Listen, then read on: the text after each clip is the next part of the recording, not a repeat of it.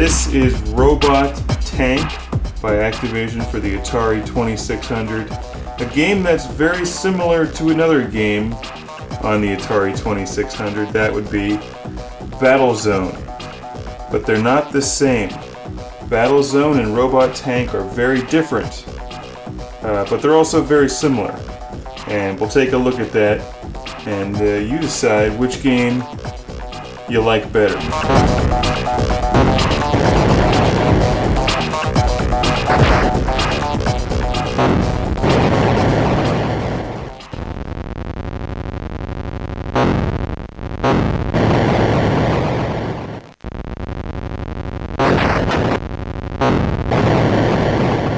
As you might expect from Activision, Robot Tank looks excellent on the Atari 2600.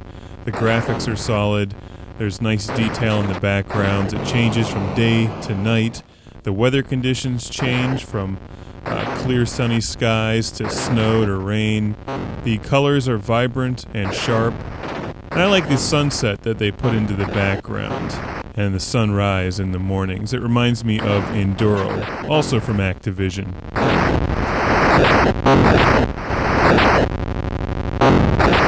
At first glance, this looks a lot like Battlezone, and it would be almost identical to Battlezone were it not for a few key differences. First of all, when you fire your shots, you guide them after they leave your barrel. That may sound great in theory, that your robot tank has guided missiles.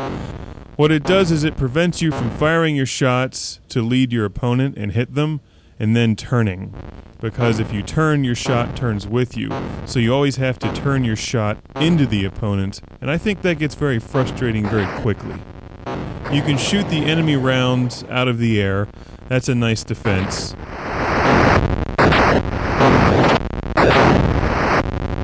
The other big difference between Robot Tank and Battlezone is that Battlezone gave you a great feeling of playing in a three-dimensional environment on the Atari 2600, which was not a normal thing for games back then. In Battlezone, the bad guys would shoot at you from behind or wherever, and you'd see the shots go flying across the front of your tank. That doesn't happen in Robot Tank. In Robot Tank, you turn suddenly so that the shots just vanish off the side of the screen. And they don't even make noises anymore. It's as if they just disappear. So basically, it's like if you're standing in front of a gigantic tank and it shoots at you with depleted uranium shells, all you'd have to do is shut your eyes. And they couldn't hurt you. Now this doesn't mean that Robot Tank is a bad game. I had this game as a kid and I loved playing it. And I liked Battlezone too. I don't think I really understood the subtle differences until many years later. And there's a few more things that separate the two games that might make you like Robot Tank more. Let's look at the bottom middle of the screen. We have the radar, and then you have four little letters there. Unlike Battlezone, your tank can take damage in this game, which makes it quite challenging because they can shoot out your visual, they can shoot out your radar, your treads, and your cannon. They can make your cannon shoot slower.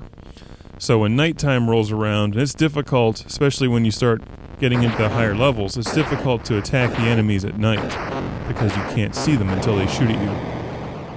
And frequently it's too late to then move out of the way or turn your head and shut your eyes. Fighting in the snow is extremely difficult because your tank loses maneuverability and it's difficult to aim and hit your opponents.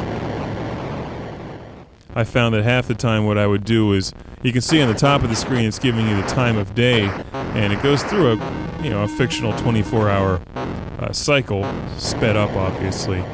So what I found myself doing is that about midnight I would end up facing away from my enemy so they wouldn't shoot at me, and then wait until about 5 or 6 a.m., turn around and then attack them, and then try to blow up as many tanks as possible while it was sunlight out. Because the game doesn't really time you. Your whole objective is to blow up as many tanks as possible, and each time you destroy a wave of tanks, which is 12 tanks, you get an extra bonus robot tank. And that's it, Robot Tank. An easy game to find today. If you enjoy Battlezone, you should certainly give it a spin in your Atari 2600. I guess really you wouldn't give it a spin, seeing as how it's a game cartridge. But giving it a spin sounds a lot cooler than giving it an insert. And the name of the game is Robot Tank. What's not to like about that? Few things are cooler than robots and tanks. And I commend the designers of the game for calling it Robot Tank, because there's a whole lot of other things that you could combine robot with, like robot toaster, robot tape dispenser, robot robotic arm. And they could have gotten far more esoteric and called the game Robot Thought, Robot Feeling of Happiness, Robot Bowl of Soup. That would have been a very dull video game. Although you could advance through the levels. You could start off as like chicken noodle soup and work your way up to Italian wedding soup. And maybe the top levels like lobster bisque or something. Robot lobster bisque.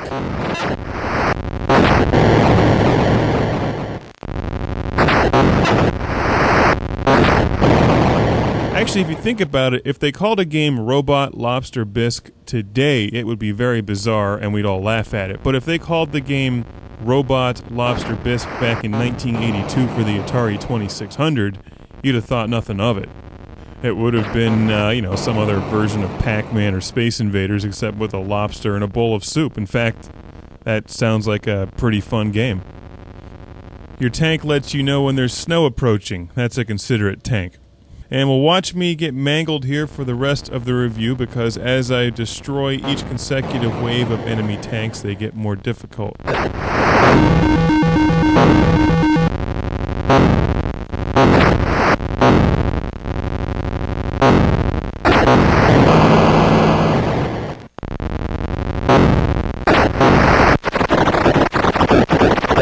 One of the things I haven't mentioned yet that makes Robot Tank stand out is that you can withstand numerous shots from the enemy. And I was playing games where I'd have my radar knocked out, my visual knocked out, and my tank treads knocked out, so all I could basically do was sit there and shoot off into the dark.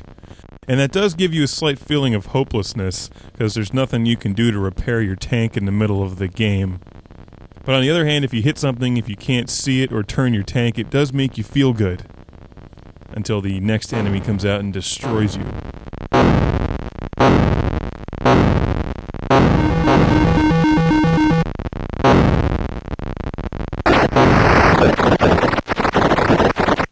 If only you could be a robotic lobster getting vengeance on the chef for turning you into a soup. It could be like Crouching Tiger, Hidden Dragon. Angry Lobster, Robot Tank.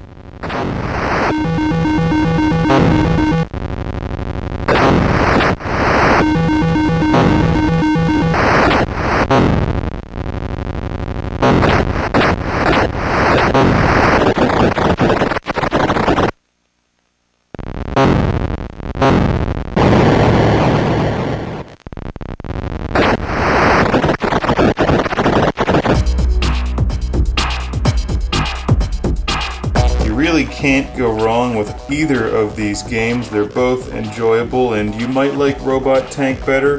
Personally, I like Battlezone just a bit more than Robot Tank, and as I frequently say on Classic Game Room, what you should really do is buy them both, because they're both excellent games, they're both very affordable today, and they complement each other very well.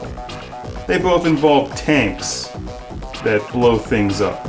And that's something that we all enjoy.